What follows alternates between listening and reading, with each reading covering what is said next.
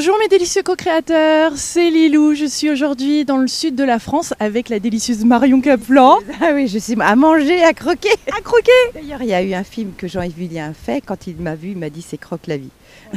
C'est ça, t'émanes tellement de bonnes énergies, de bonnes ondes.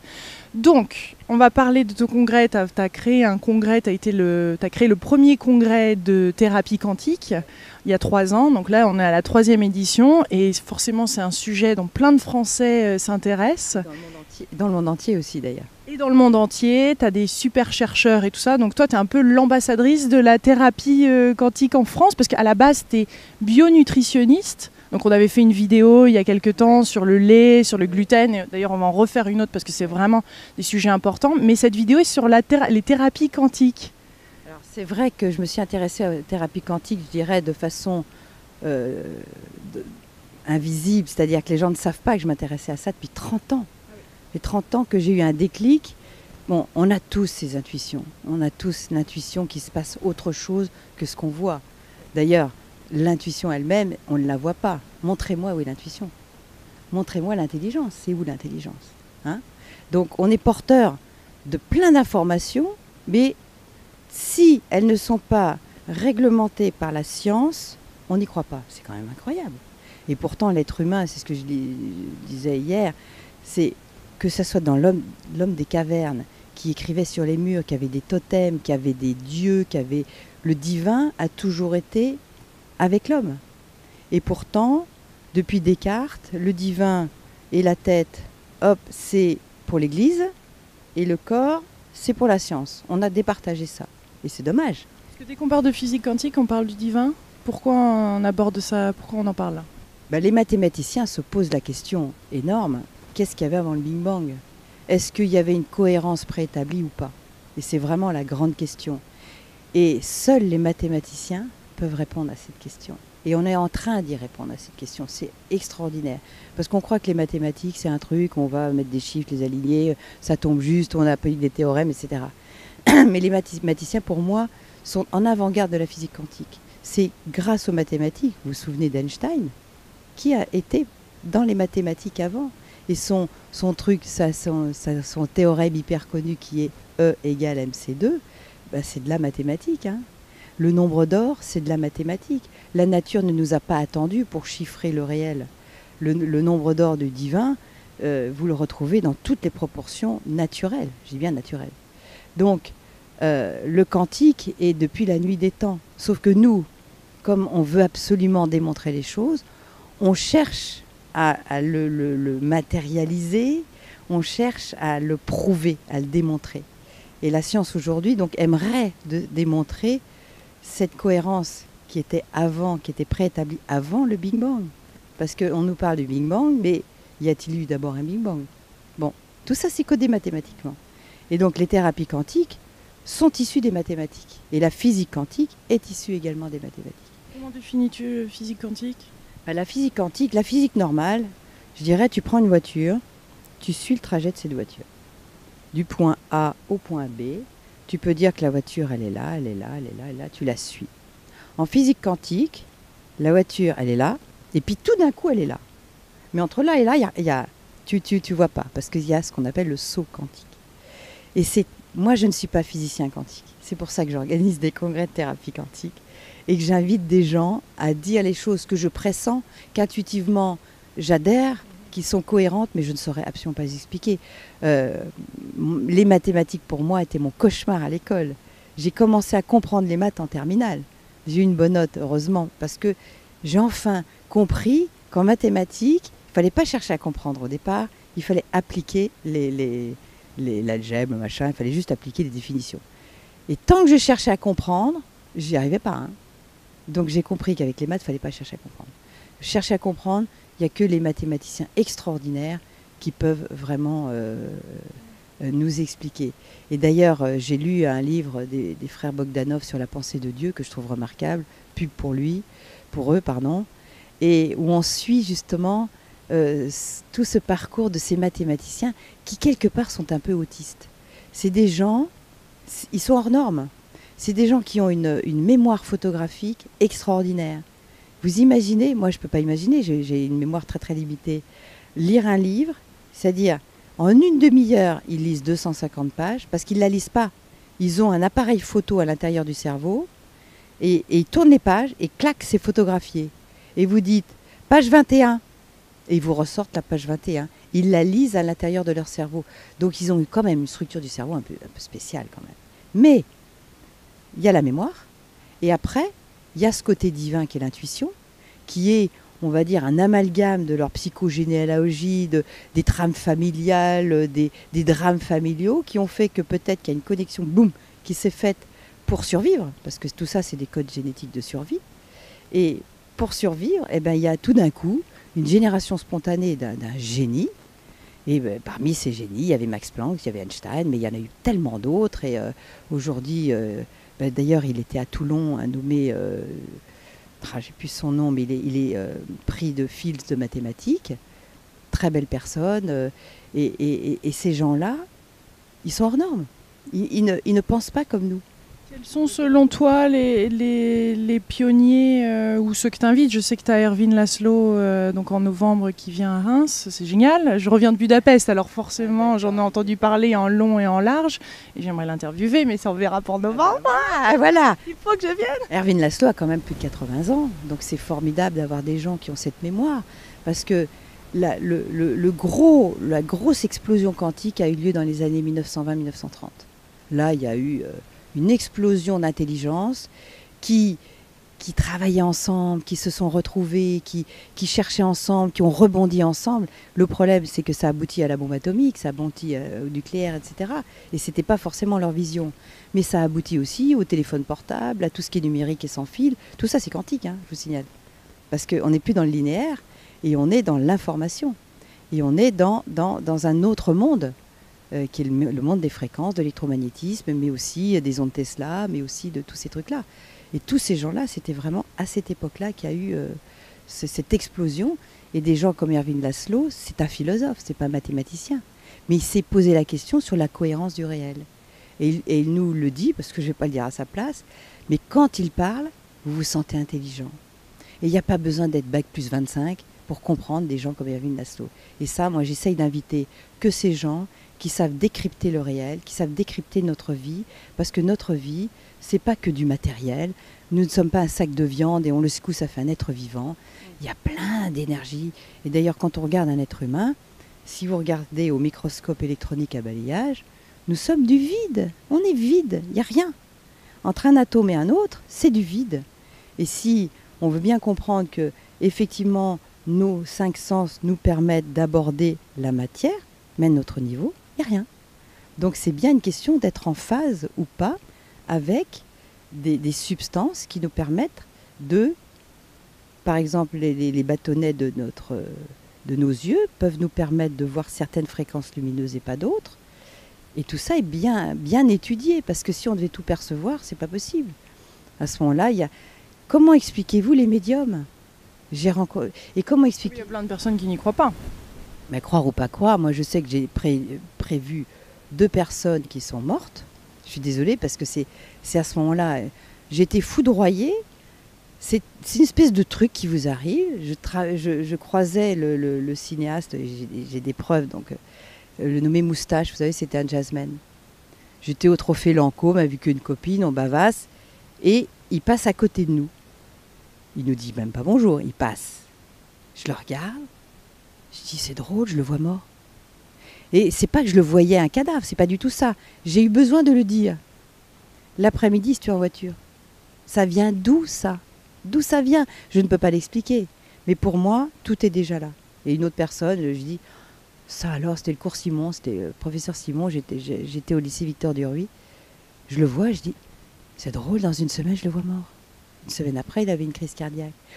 Qu'est-ce qui s'est passé? Est-ce que vibratoirement, tout étant déjà là, c'est pour ça que je dirais c'est parfait, parce qu'on ne sait pas quand on va mourir, on ne sera pas là pour le voir, donc c'est une bonne nouvelle, on s'en fiche. Et pour moi, la mort, c'est un changement de plan. C'est-à-dire que vibratoirement, il doit y avoir une espèce de truc qui fait qu'on change de plan. Alors là, on part. Alors là, ça y est, Mario est parti. Oui, non, mais hein. Oui. Non mais c'est génial, quelle passion. Mais alors, au niveau scientifique, quels sont ceux qui vraiment appuient et démontrent cette physique quantique et le quantique et tous ces phénomènes un peu qui, pour l'instant, sont un peu paranormaux Ils sont paranormaux pour les non-scientifiques, mais même pour les gens dits scientifiques comme les médecins, parce qu'ils n'ont pas, ils n'ont pas accès à cette culture. Mais la physique quantique est démontrée, publiée depuis les années 1920-1930. Donc il ne s'agit pas de dire j'y crois pas. Ça existe. C'est comme la loi de la pesanteur ou de l'électromagnétisme, ce sont des lois prouvées. Aujourd'hui, le professeur Biberian, qui a fait des émissions de radio avec nous, qui est professeur de physique justement au lycée à Marseille, non, au lycée à la faculté de Marseille, travaille sur la fusion froide. On n'y croit pas, mais il y a dans le corps humain des transmutations biologiques à faible énergie. C'est-à-dire on n'a pas besoin de bombes nucléaires pour faire nos transmutations, c'est-à-dire transformer l'hydrogène avec un petit peu de potassium et d'en faire du calcium, etc. Ces transmutations ont été publiées par un nommé Kervran. Ça n'est pas magique, ça existe, on le reconnaît. Donc c'est vrai que j'essaye d'inviter plutôt que des chamans, des scientifiques qui ont fait des études et qui vont nous démontrer qu'il y a autre chose que ce qu'on voit avec nos 5 sens.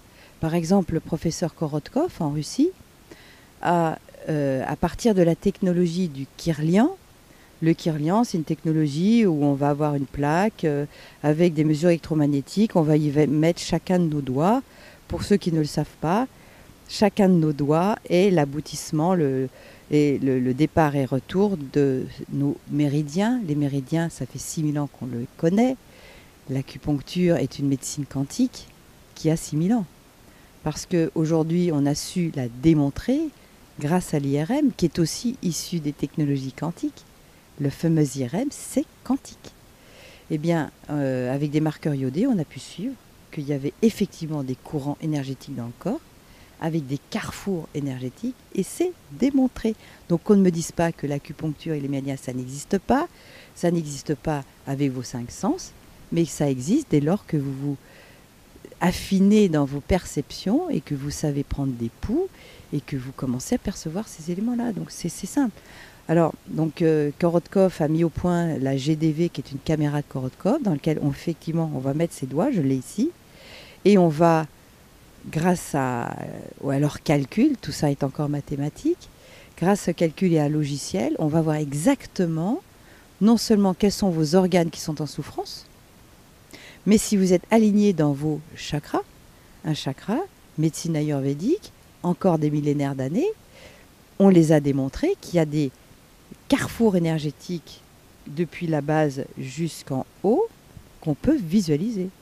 Et même maintenant, il y a ce qu'on appelle des photos d'aura, où on vous met sur un écran noir avec un optique très spécifique. On arrive à voir votre champ aurique avec ses couleurs, avec les trous dans l'aura, etc. Et on peut maintenant l'interpréter grâce à des logiciels très pointus. Donc, la seule chose, c'est qu'aujourd'hui, la science nous oblige à démontrer ce qui existe. Et heureusement pour nous, la science n'est pas capable de fabriquer la vie. Elle peut la répéter, elle peut la cloner, elle peut, avec les OGM, travailler sur le code de la génétique d'une plante et même d'un animal et la renforcer dans certains paramètres pour l'industrialisation, mais on ne peut pas fabriquer la vie. Et j'espère vraiment qu'on ne pourra jamais la fabriquer, vraiment. Parce que là, je vais commencer à avoir peur. Hein. Mais donc tu vois la physique quantique et ces thérapies quantiques comme une nouvelle solution pour la santé, en fait. C'est pour ça que vraiment tu t'y es intéressée. Parce que on nous a fait croire que les molécules chimiques, c'était la seule voie pour guérir. Aujourd'hui, en médecine, je ne vais pas faire plaisir peut-être à cet europage de médecins, mais c'est pas grave, parce que c'est une réalité. La médecine, en 7 ans d'années de médecine, déjà les étudiants en médecine ne font que 4 heures sur l'alimentation. 4 heures en 7 ans, c'est dramatique. Hippocrate disait quand même que c'était d'abord l'alimentation qui était votre premier médicament. Alors, l'alimentation, Marion, c'est partie 2. Je sais que tu es passionnée par le sujet. Oui, mais comme l'être humain, les thérapies quantiques ont leur action, mais ont leurs limites. C'est-à-dire pour moi, l'alimentation, c'est le tronc commun de toutes les médecines. Tu es un être vivant dans un milieu. Comme une plante, si je l'arrose pas, elle va mourir, parce qu'elle va se dessécher. Et si je lui donne pas les éléments nutritifs suffisants, ben elle va jaunir, elle va s'oxyder, elle va pas survivre s'il fait trop sec ou trop humide. Il faut qu'elle se défende, cette plante. Et puis il y a des agresseurs, il y a des prédateurs pour les plantes. Donc une plante qui est malade, comme par hasard, eh ben, il y a des cochenilles qui vont arriver dessus, elle va se faire bouffer par les escargots. Alors qu'une plante qui est vivace, qui est en bonne santé, qui a tous les sels minéraux qu'il lui faut, elle va se défendre. Et elle va dire, toi le champignon, tu viendras pas chez moi. Et ben un être humain, c'est pareil. Donc un être humain, son terrain va être très important. C'est pour ça que l'alimentation, même si vous faites des thérapies quantiques et vous bouffez n'importe comment, ça ne marchera pas. C'est important de comprendre ça. Mais aussi, il y a ceux qui ne jurent que par l'alimentation et qui n'ont pas compris qu'un gros stress psychologique peut vous tuer. D'ailleurs, vous avez vu, bon, je ne sais pas comment historique c'est, mais nous avons un animateur de télévision très connu qui est mort récemment parce qu'il n'a pas pu survivre à son conflit. Donc le conflit, c'est quantique. Pourquoi? Parce qu'une information psychologique va induire plein de dégâts. D'ailleurs, vous allez bien. Tout d'un coup, vous allez bien, vous arrivez bien, vous êtes avec une personne qui vous aime, vos enfants, ils travaillent bien à l'école, et puis tout d'un coup, on vous téléphone et on vous dit ta mère vient d'avoir l'infarctus, elle est morte. Poum. Elle n'est pas morte, elle n'est pas là. C'est une information. Et pourtant, il y en a qui tombent dans les pommes, il y en a qui vont avoir le sang qui fait qu'un tour, il y en a d'autres qui vont avoir un vertige, il y en a d'autres qui vont arrêter de respirer. Et c'était une information. Donc vous imaginez la puissance sur notre organisme d'une information. Donc ça, même si ce n'est pas démontré, quoique si on nous met des électrodes, on verrait le choc d'adrénaline, etc. quand même. Hein. Donc, l'information peut guérir ou rendre malade. Ah, ça devient intéressant. Donc, c'est pour ça que je rejoins Bruce Lipton. Et Bruce Lipton ne sera pas en 2012 chez nous, mais j'espère en 2013. Mais nous allons visionner son film, fait encore par Jean-Yves Billien. Parce que pour moi, c'est un grand bonhomme, un grand biologiste, qui a démontré que finalement, la génétique, c'est sympa, mais on peut la changer. Au cours de notre vie, ça n'est pas sclérosé, il n'y a pas un ADN, et puis si tu as une maladie génétique, eh ben, tu vas te la taper toute ta vie. Eh ben non. On peut transformer un modèle génétique pendant notre vie. Et nos croyances, si on croit qu'on ne le changera pas, ça ne changera pas. Mais si on croit vraiment et qu'on a la certitude absolue qu'on peut le changer, on peut le changer. Et c'est comme ça qu'à cancer égal, il y a des gens qui vont guérir et il y a des gens qui vont mourir. Donc ma question est, mais pourquoi à ce moment-là développer tant d'outils quantiques, tant de petits et grands produits de toutes sortes, alors que peut-être cette guérison, on pourrait se concentrer aussi sur le fait qu'on peut s'auto-guérir, qu'on peut de nous-mêmes, grâce à ces croyances, se reconstruire, se régénérer, vieillir moins rapidement, voire même inverser le vieillissement. Enfin, il y a des choses qui sont fantastiques et possibles de nos jours. Et des fois, je ne comprends pas trop pourquoi on parle autant de tous ces autres outils, alors que nous-mêmes, on a un outil fantastique. Alors d'abord parce que l'outil est l'intermédiaire entre le patient et le thérapeute. Un très bon thérapeute ne va pas pouvoir soigner 7 milliards d'individus. Donc ce qu'il y a bien, c'est que c'est un intermédiaire. Donc un très bon thérapeute n'a besoin de rien. Vraiment. Je suis absolument persuadée, et je le vis aussi, que pour induire le miracle chez la personne, je sais qu'on peut le faire. Mais comment vous allez soigner tous ces gens qui ont besoin de thérapies moins intrusives que la chimie pour les amener sur un chemin? La guérison est un chemin. Donc les thérapies quantiques sont l'interface entre le patient et sa maladie. Et petit à petit, moi j'ai besoin de ces techniques. Pourquoi? Parce qu'elles me permettent de vérifier mes perceptions. Et ça, en cela, je les trouve intéressantes. C'est pour ça que j'en ai pas qu'une, mais plein de machines. Parce que... J'ai pas encore été voir, mais j'imagine que c'est un peu la caverne d'Ali Baba. En général, je ne fais pas confiance aux machines au départ. Il faut qu'elles me démontrent qu'elles sont fiables. Donc, je les teste. Je mets 6 mois avant de dire « toi, tu es une bonne machine » ou « toi, tu es vraiment une cochonnerie ». Voilà. Et donc, c'est beaucoup les Russes, les Américains, les Hongrois qui ont beaucoup développé des machines intéressantes. Et c'est vrai que c'est l'aérospatiale avec les histoires des astronautes qu'on ne peut pas soigner dans l'espace avec de la chimie, qui ont pu permettre de développer ces technologies. Parce que dans l'espace, si vous prenez de l'aspirine ou n'importe quelle molécule chimique, on peut vous tuer. Carrément. Et c'est arrivé. Donc ils se sont dit, oh, mais alors quand ils ont un problème dans l'espace, comment on va faire, quoi?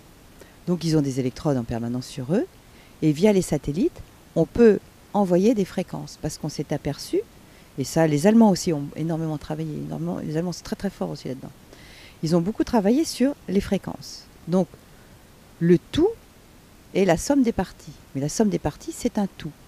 Mais cette somme des parties fait que les cellules, par exemple du foie, ont une fréquence. Les cellules de l'estomac, c'est une autre fréquence. Les cellules de votre vésicule biliaire, c'est une autre fréquence. Donc ils ont isolé des fréquences comme ça, des organes, des tissus, de la lymphe, des os, du système nerveux mais à certains endroits, des glandes endocrines, mais aussi de virus, des bactéries, des champignons, tous les éléments pathogènes, mais aussi bien sûr des fréquences chimiques, parce que la chimie a sa fréquence.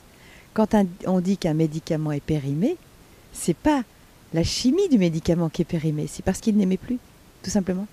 Vibratoirement, il émet à émission zéro, parce qu'il perd son côté vibratoire. C'est intéressant.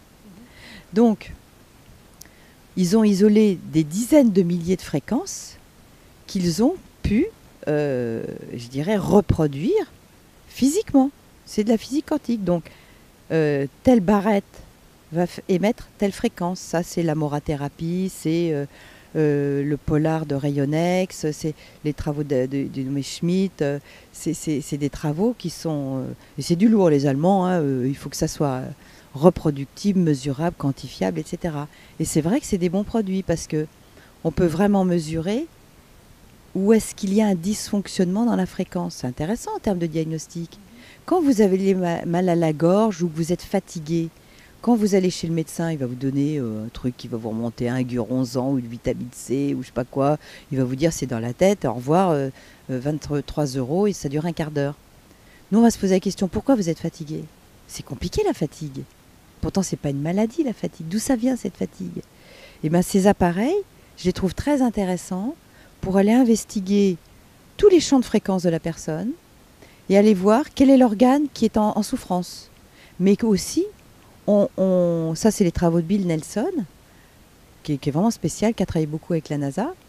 Et Bill Nelson a isolé les fréquences d'émotions. C'est-à-dire, il y a la colère, l'agressivité, l'abandon, le manque, la tristesse, etc. etc. Il a isolé comme ça un certain nombre d'émotions.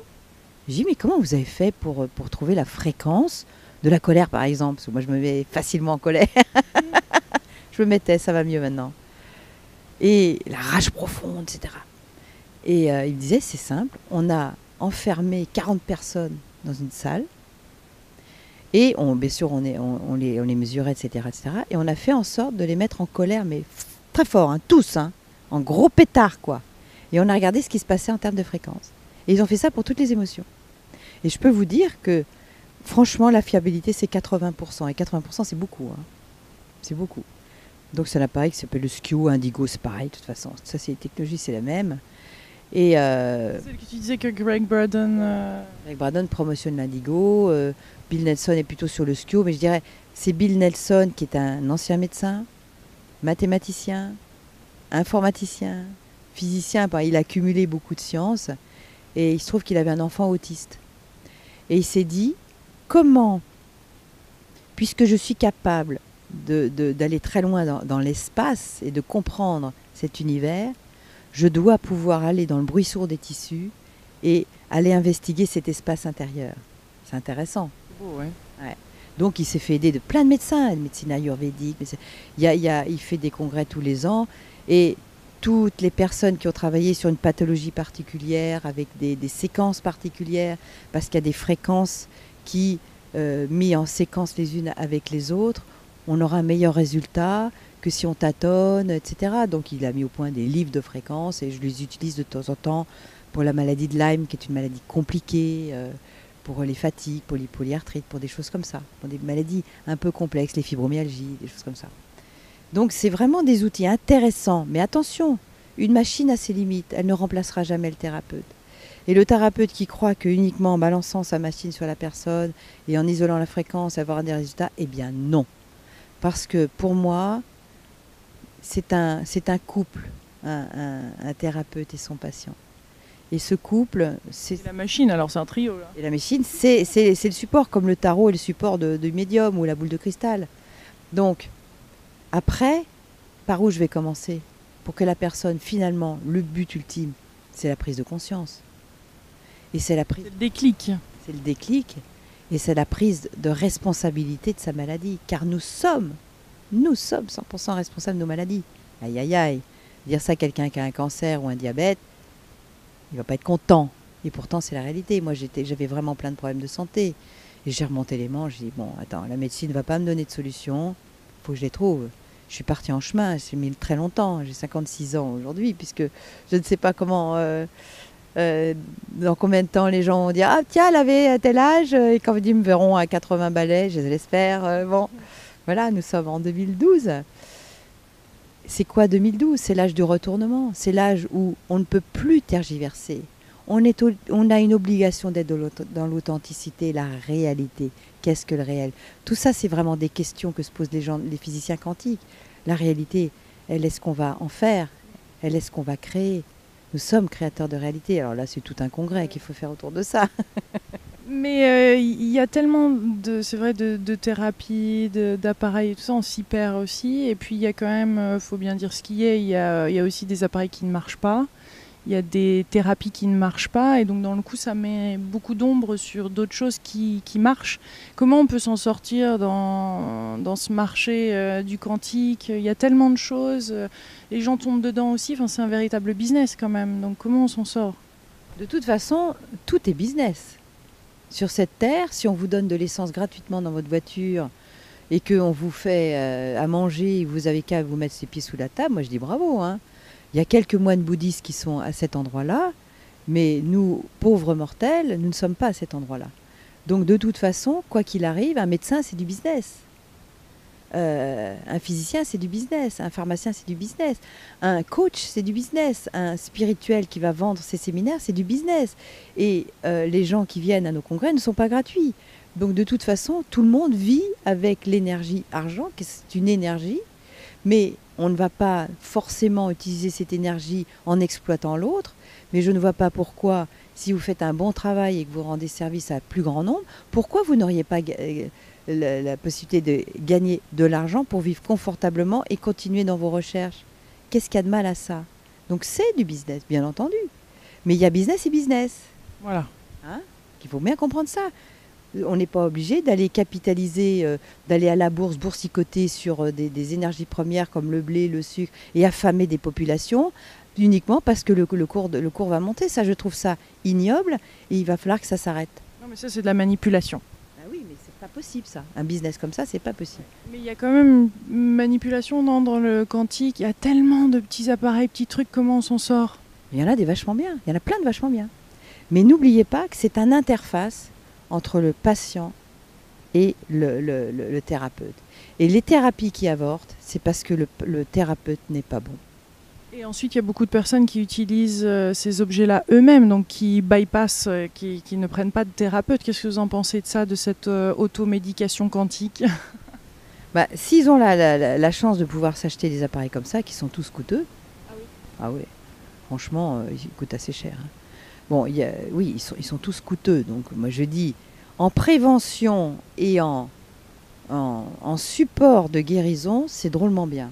Parce que par exemple, je rentre du Maroc et j'ai pris beaucoup de ventilateurs et je commençais à avoir le nez qui commençait à se comprimer parce que je ne supporte pas la clim.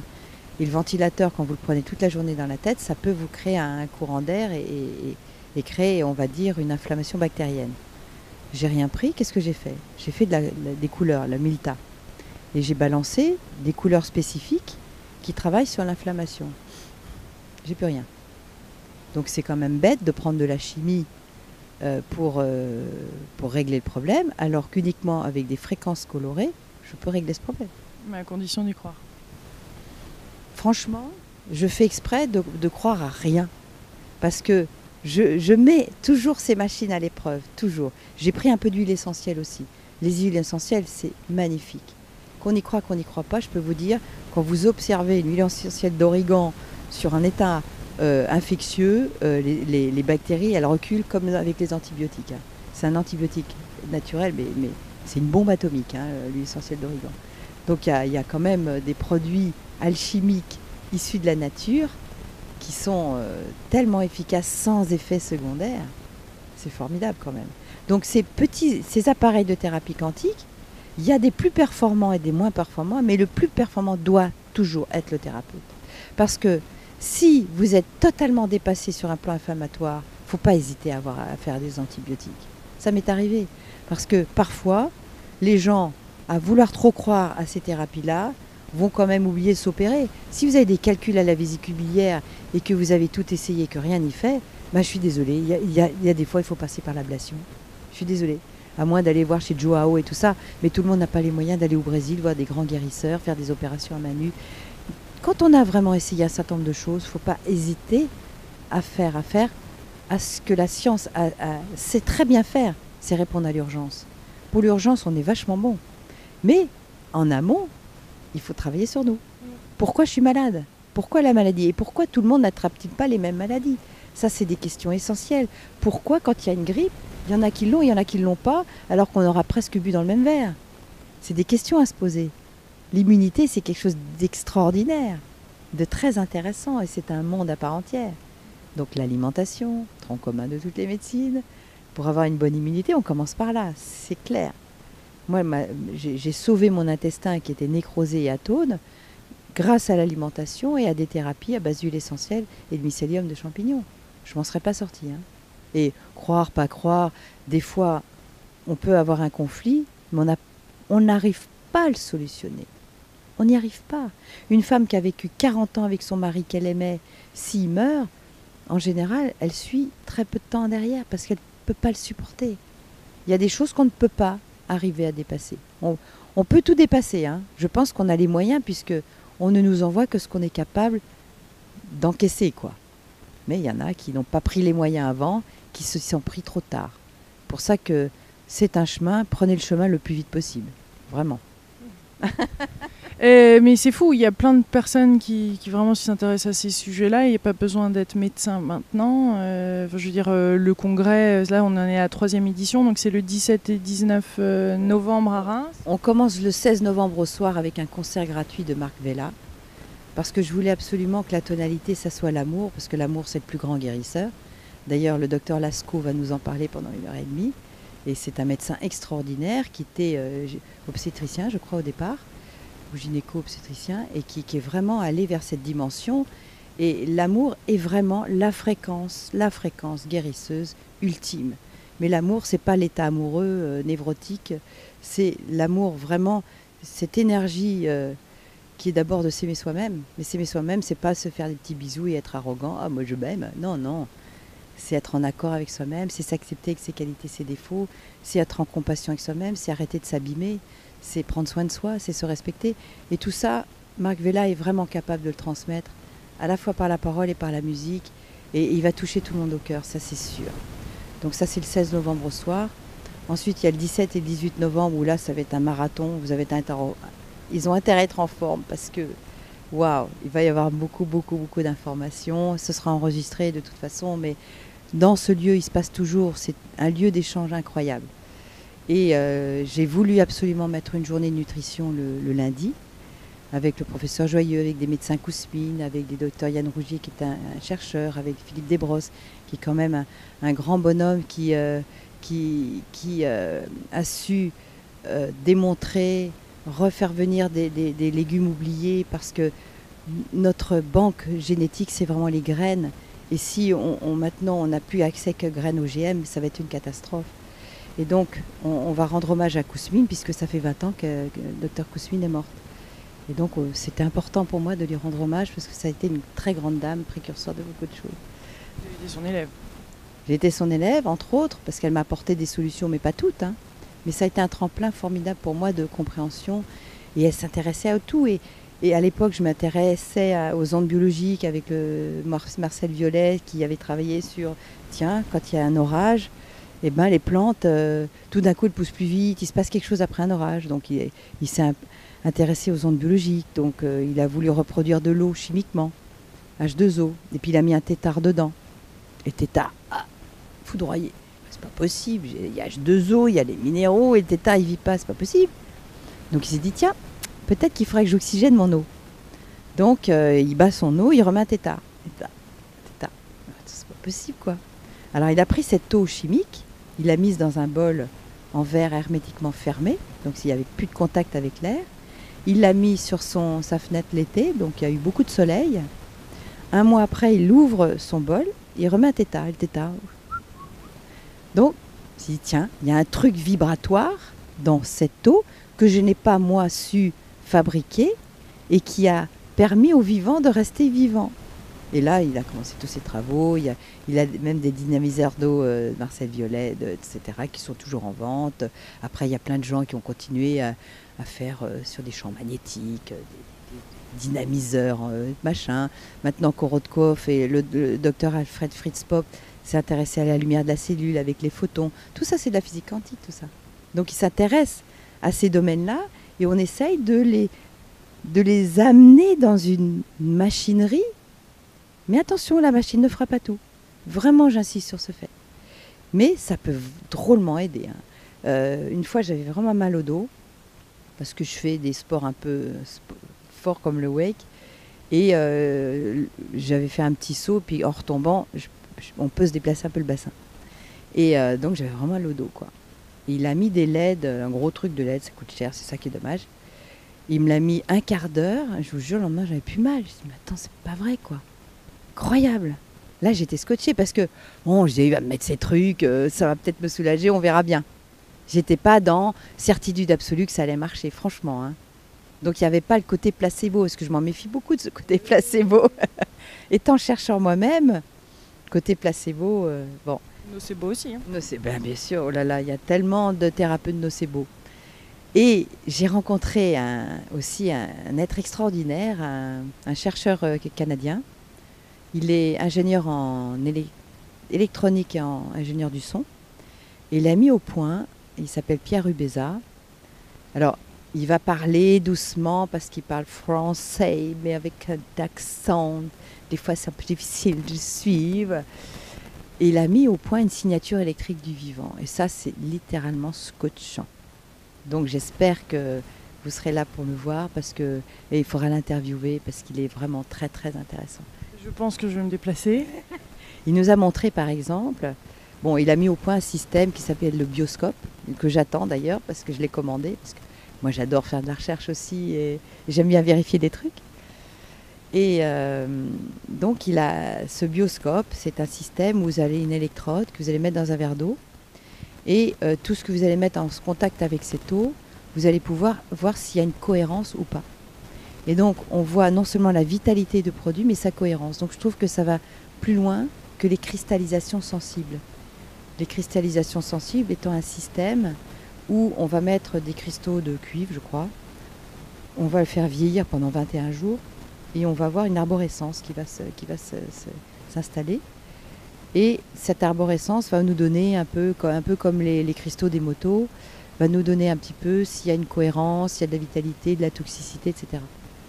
Mais ça demande 21 jours. Alors moi je trouve qu'en 21 jours, il y a l'influence du soleil, de la lune, de la saison, de l'électromagnétisme, du vent, etc. Même si c'est dans une cabine fermée, il y a les champs telluriques. Moi je trouve qu'il y a trop de paramètres qui peuvent induire des transformations sur ces plans qui sont vivants.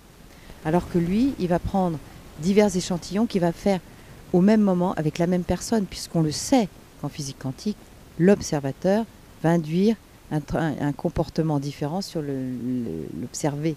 Ça, c'est de la physique quantique. Donc c'est ça qui est dingue, c'est qu'on ne peut pas être neutre. Celui qui regarde va influencer le résultat. C'est incroyable. Donc c'est toujours la même personne qui fait la mesure. Et donc, on voit sa cohérence, sa vitalité. Et un jour, j'étais en stage avec lui, il prend un verre d'eau, et donc comme il y a un espace-temps, hein, donc c'est un truc vivant, c'est pas un truc statique. Donc on voit comme un électrocardiogramme, tac, tac, tac, tac, tac, tac, 1 minute. Et là, il dit, à mon top, vous allez tous regarder le verre. On n'a rien mis dedans, hein. Ta, ta, ta, ta, ta, ta. Allez-y. Vous, vous. Il y a eu des pics alors qu'on était tous à au moins 4 mètres du verre et on ne faisait que regarder le verre, sans intention particulière. C'est extraordinaire. C'est donc juste l'influence électromagnétique de notre regard a fait changer les paramètres de l'eau. Vous imaginez jusqu'où ça va? Mais on est au courant aussi de la pollution électromagnétique. Je suppose que ça aussi, ça influence beaucoup. À pollution électromagnétique égale, puisque le verre, il l'a mesuré, tous en même temps regardent ce verre, donc on voit l'influence du vivant sur le vivant. Alors on ne peut plus regarder un insecte de la même manière, ou même une plante, parce que, comment il s'appelle, Jean-Marie Pelt a démontré, ils ont mis des électrodes sur des plantes. Ils ont fait rentrer quelqu'un de bienveillant dans la PS qui prenait soin de la plante, etc., qui la bichonnait, qui l'arrosait, qui en prenait soin, avec une intention d'amour. Donc ils regardaient les paramètres, c'est pareil. Hein.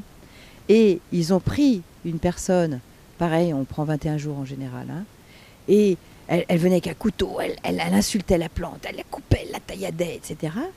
Et après, il suffisait que la personne malveillante entre dans la pièce pour voir la contraction de la plante. Donc c'est quand vous arrosez vos plantes, quand vous coupez vos plantes, on revient au chaman d'il y a des millénaires qui remerciait un arbre avant de le couper et après l'avoir coupé parce qu'il va nous rendre service à faire du bois, etc., etc. On a perdu cette connexion. Et je pense que après 2013, on va retrouver cette connexion parce que c'est obligatoire, parce que c'est urgent. On n'a pas à attendre 2013, 2012. Hein. Ouais, 2012, mais ça, il faut aller vite maintenant. Hein, parce que les gaz de schiste, toutes les bêtises qu'on est en train de faire, il faut arrêter quoi. C'est pour ça que je mentionnais tout à l'heure la pollution électromagnétique, parce que ça impacte quand même énormément l'être humain, d'où il y a d'autres techniques dont on a peut-être besoin aussi. Enfin, du moins, ce que j'apprécie énormément dans cette conversation et toutes ces conversations, c'est qu'il faut savoir rester ouvert et écouter, même si des fois c'est vrai que c'est tellement différent de son dont on a l'habitude, mais c'est intéressant d'écouter, de voir, d'essayer, tout en se respectant. Enfin, après, on le fait pas, faut pas le faire contre son gré non plus. Mais c'est vrai qu'on peut s'autoriser à goûter un peu, à voir, ou à au moins écouter, rentrer dans la conversation. Je trouve que c'est une forme d'intelligence d'avoir cette ouverture d'esprit et de cœur. L'état d'ouverture est très important dès lors qu'on est confronté à quelque problème que ce soit un problème de maladie, que ce soit un problème relationnel, que ce soit un problème d'argent. Ce problème-là est là pour vous confronter et pour vous obliger à grandir. Parce qu'on ne grandit pas avec des glaces à la crème sous un baobab. Hein. C'est pas vrai. On grandit en général à coups de gros coups de pied dans le derrière ou à coups de gifle, parce que l'être humain est ainsi fait qu'il est un peu feignant quand même. Et donc, le réel nous oblige à sortir de notre fainéantise et à se mettre au travail. En général, c'est ça. Donc si on garde cet esprit d'ouverture, eh bien, c'est ça qui est incroyable, c'est que nous sommes nos croyances. Donc, la vie nous ressemble, notre vie nous ressemble. Et c'est ce que je dis aux gens qui viennent me voir. Je dis, écoutez, puisque c'est vous qui avez semé ce que vous récoltez là, regardez la récolte. Alors, qu'est-ce qui se passe dans votre vie? Vous faites tromper, ou vous n'avez plus de boulot, ou c'est très désagréable ce que vous faites, vos enfants ne vous parlent plus. Bon, ça je parle en négatif, bien entendu, hein, parce que c'est en général quand il se passe des choses négatives qu'on se met en chemin. Quand on a des belles récoltes dans son jardin, et qu'on a de l'amour autour de soi, de la bienveillance et de l'abondance, je dirais, dans ce qu'on a demandé, bien c'est qu'on est sur le bon chemin, c'est évident. Et je ne dis pas que quand on a un gros coup dans la figure, qu'on est dans le mauvais chemin. C'est qu'on a de tous des rendez-vous avec le destin. Tout est écrit. Alors ça, pour moi, c'est clair. Hein. Oui. Ah, pour moi, c'est clair. Tout est déjà là. Hein. Tout est là. Mes rendez-vous, j'ai des carrefours. J'ai des rendez-vous avec le destin. Tous. Et ça, je l'ai vérifié et contre-vérifié. Parce que j'appelle toujours des gens qui travaillent un peu sur ces mémoires et akashiques et sur les astrologies lunaires, solaires, machin, tout ce que vous voulez. J'aime bien vérifier tout. Et il y a des fois, je ne les confronte pas du tout. Et je regarde ce qui se passe. Parce que je suis armée pour être synchronisée. Pour moi, le bonheur et la vie, c'est être synchronisé entre l'intérieur et l'extérieur. C'est-à-dire, ce que je pense, tac, ça vient. Vous avez tous eu d'ailleurs accès à des synchronicités comme ça. tiens, je pense à un tel, 5 minutes après, il m'appelle, c'est incroyable. Ou je vais appeler un tel, il dit, écoute, c'est dingue, j'avais mon téléphone dans la main, j'allais t'appeler.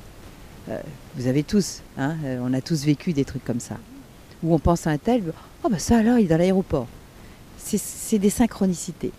Et si vous synchronisez votre rêve intérieur, votre monde intérieur, votre réalité intérieure, et que vous êtes bien synchrone, ça se synchronise avec le réel. Tac, les choses s'ouvrent. C'est incroyable, c'est magique, c'est miraculeux. Mais si vous n'êtes pas synchronisé, c'est que il y a des écrans. Les écrans, c'est la colère, c'est la tristesse, c'est la peur, c'est les attentes, c'est les croyances. Tout ça, c'est des écrans qui nous empêchent d'être synchronisés. Donc, par exemple, vous avez l'attente que pour vous, c'est normal que vos enfants vous aiment, par exemple. Ou que vos parents vous aiment. Ben non, il n'y a rien qui vous est dû. Donc ça fait partie de l'apprentissage. Il n'y a rien qui t'est dû. C'est à toi de générer ce que tu veux. C'est à toi de générer. Est-ce que tu veux vraiment que ta mère t'aime? Alors bouge-toi si tu veux qu'elle t'aime, au lieu de la critiquer, de la juger. Vous voyez, et pardonne-lui parce qu'elle a fait ce qu'elle a pu en tant que parent, parce que c'est le plus difficile métier au monde. Donc tout ça, c'est un travail. On doit tous travailler sur nous. Si on croit que ça va aller, on va s'ingurgiter la télé et puis on va vivre selon les croyances qu'on nous inculque, ben, vous êtes mal barré hein, quand même. Ça va un certain temps. Maintenant, c'est un petit peu difficile. C'est un peu la machine à laver. Hein. Mais la télévision fait beaucoup de mal. Elle peut faire du bien parce que ça peut être une source d'information et c'est plutôt Internet que la télévision d'ailleurs. Mais elle nous invite à croire ce que l'on veut lui faire croire. Les journaux télévisés sont incroyablement manipulés. Je trouve ça incroyable parce que vous allez dans d'autres pays et vous regardez les autres points de vue de votre petit pays qui est la France, qui est le mien. Et vous voyez qu'on ne voit pas ça du tout pareil. Et les informations induites, par exemple, le Japon. Est-ce que vous entendez en France parler d'Hiroshima? Vous voyez, Fukushima. Fukushima, c'est pareil. C'est ce qui s'est passé, la même chose. On n'en entend plus parler. Et il y a des drames absolus qui se passent. Terminé. Pourquoi? Parce que ça peut déranger. Donc, on va vous faire croire qu'il ne se passe plus rien alors que le nuage, il passe partout. Hein. Et c'est en train de tellement passer partout que vous avez intérêt à avoir un bon système immunitaire pour ne pas être sensible à une radioactivité qui va monter dans l'ambiance. Tout est comme ça. Donc, ces fameuses pollutions électromagnétiques, pour ne pas les subir, parce qu'il y a des électrosensibles, mais les électrosensibles, on commence à savoir les soigner. Et l'alimentation va être très importante. Votre environnement et vos croyances et votre environnement de vie affective, c'est un travail sur soi, toutes ces pathologies. Pourquoi est-ce que tout le monde n'est pas électrosensible? C'est bien dû à l'individu et c'est bien dû à sa sensibilité et à ses croyances. Donc toutes ces maladies doivent être multifactorielles. Excusez-moi. Et ont des multiples guérisons. Ouais. C'est évident. Eh bien, merci beaucoup Marion pour cette délicieuse conversation. Dis donc, il y a plein de choses à dire. Je pense qu'on pourrait continuer toute l'après-midi sur ce vaste sujet. Merci beaucoup en tous les cas. Et puis j'ai hâte de te retrouver à Reims en novembre, le 17-18. 16, 17, 18, 19 novembre. Il reste plus que 90 places dans la grande salle. Nous serons 750. Et j'ai une autre salle qu'on va ouvrir prochainement de 350 places qui sera en vidéoprojection en direct de la première salle. Et il y aura des intervenants le soir en nocturne dans les deux. Ça fait du monde. Ah oui, ça va faire un marathon. C'est bien. Ça fait bouger les choses. Merci beaucoup Marion. Merci mes délicieux co-créateurs d'avoir regardé cette vidéo et de la partager avec vos amis. Et puis de vous retrouver, au plaisir de vous retrouver sur Reims. Au revoir.